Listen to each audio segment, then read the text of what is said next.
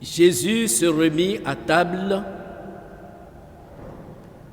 et il leur dit : « Comprenez-vous ce que je viens de faire pour vous ? »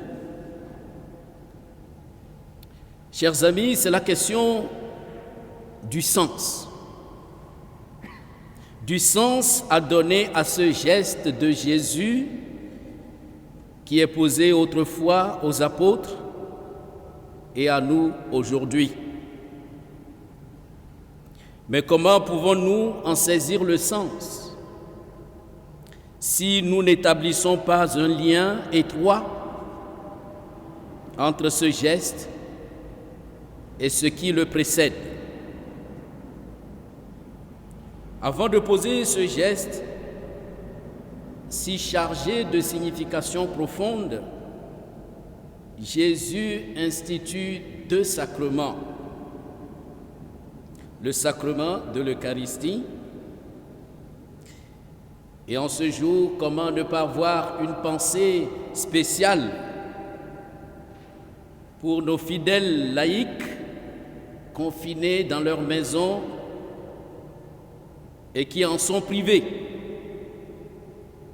Et le sacrement de l'ordre.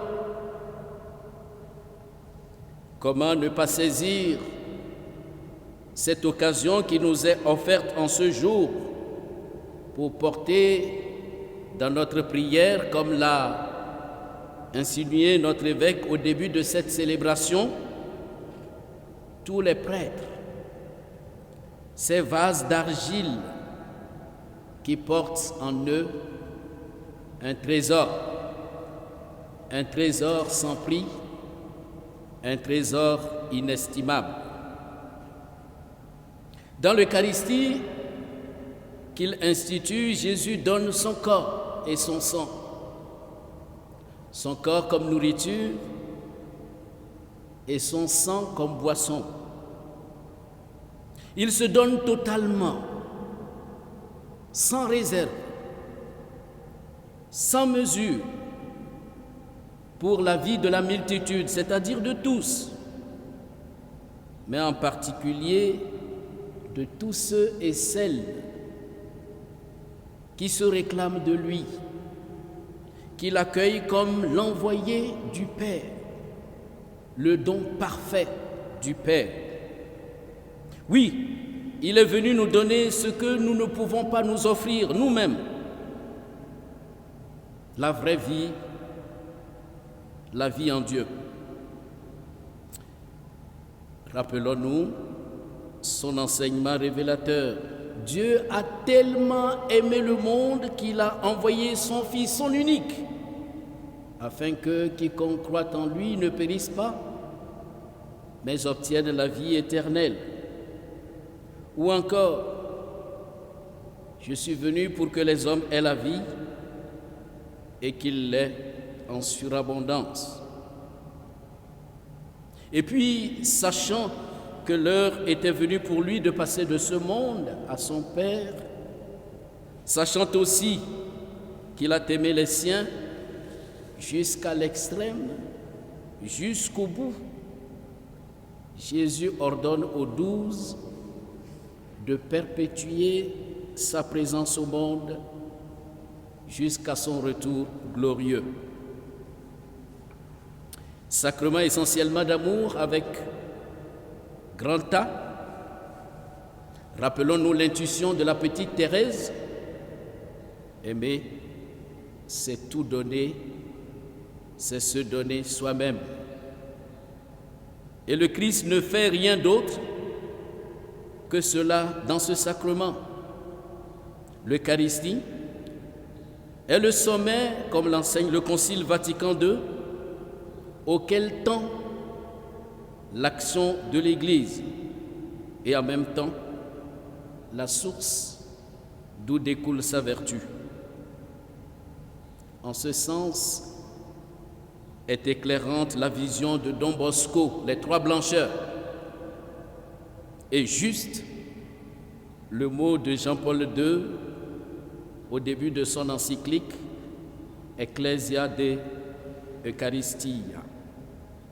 L'Église vit de l'Eucharistie.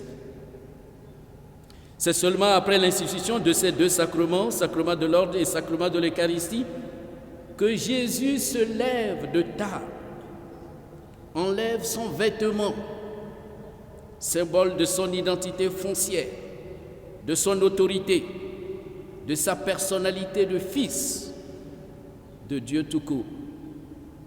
Entendons, il se dépouille de ses prérogatives de maître et de seigneur. Vous m'appelez maître et seigneur, et vous avez raison, leur dit-il. Puis il se met à laver les pieds de ses apôtres, de ceux qui lui sont inférieurs. Il se met ainsi dans la peau d'un esclave qui sert. Et pourtant, il n'est pas esclave. C'est le monde à l'envers. C'est le renversement des valeurs. C'est du jamais vu. Un seigneur laver les pieds de son serviteur, ce n'est pas ordinaire. C'est extraordinaire. C'est tellement extraordinaire que Pierre a du mal à entrer dans cette nouvelle perspective. Et oui, comme dit Dieu lui-même en Isaïe 55, « Mes pensées ne sont pas vos pensées, et mes chemins ne sont pas vos chemins. Aussi vrai que le ciel est au-dessus de la terre, ainsi mes pensées au-dessus des vôtres. »